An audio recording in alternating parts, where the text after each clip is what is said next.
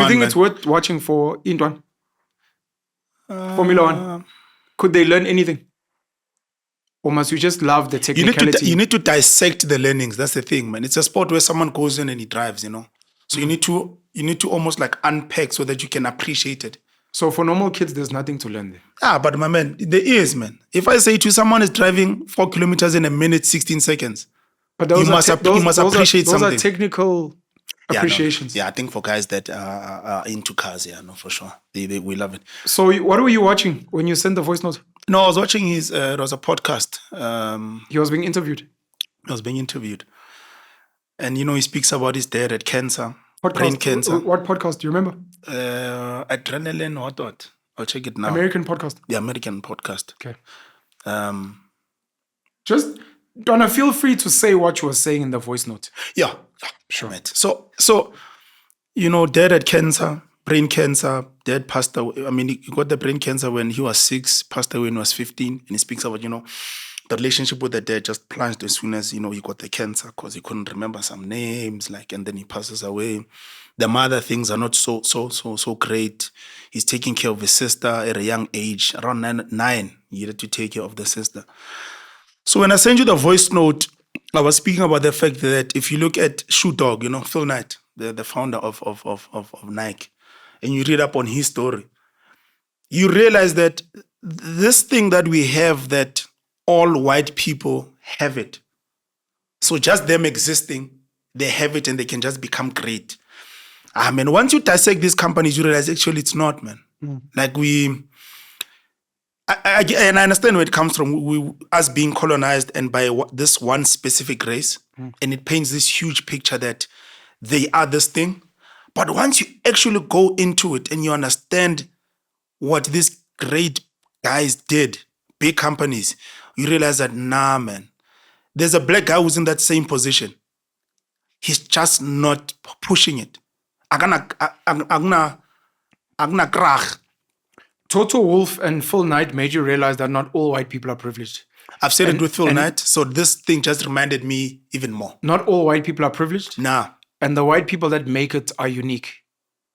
Because, number one, not all white people are privileged. Some come from poverty and struggle and thing. Yeah. But then the second realization becomes, I think the reason some people make it is not because they're privileged, but because they're just different. Yeah. Regardless of race. Oh, my man. There's something they have that we don't have. So I remember I put a note, I don't know if I put any other, right after you sent that voice note. And the first thought that triggered in my head is, but Ongamla only uplift their own people. Yes. White people only uplift their own, which then looks like white people as a whole are doing well. Mm-hmm. And someone would counter, why don't they include other races if they don't have the privilege, they don't think they're better? And my thought was culture. Mm-hmm. Culture. The reason why Toto Wolff, Phil Knight will hire white people is not because they think white people are better employees. At least not at that base level. Mm-hmm. It's because you want to hire people that have a culture that you understand and a similar culture, a culture that you understand and a culture that will work for what you want. Mm-hmm. And white people historically in capitalism and in modernism are the most well-groomed to be loyal employees, to work a 9 to 5, to understand this and that. Whereas other races, because they were not included, because we don't know you, it takes longer for them to get in. Mm. But secondary to that is the importance of why white people in the South African context wanted talent, or they want talented black kids in their schools. Mm.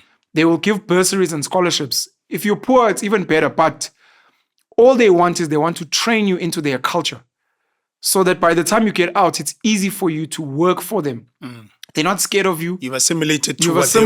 It's easy. It's not because for a lot of them, it's not that they hate that you're black. They hate that your culture doesn't align. Mm. And a lot of them can prove it in terms of when they hire black people. Mm. Now this guy is telling me his grandmother died. They have to slaughter cows. This guy, for some reason, is struggling with a 9 to 5. He has to catch taxis. You're like, for what I'm trying to achieve, this is frustrating.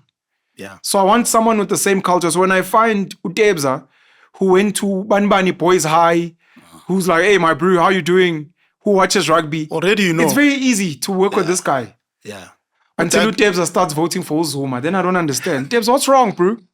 Is everything okay at home? uDaki uza ngama-sick note. Eish. uDaki uyatshontsha then span masiphele uyacomplain.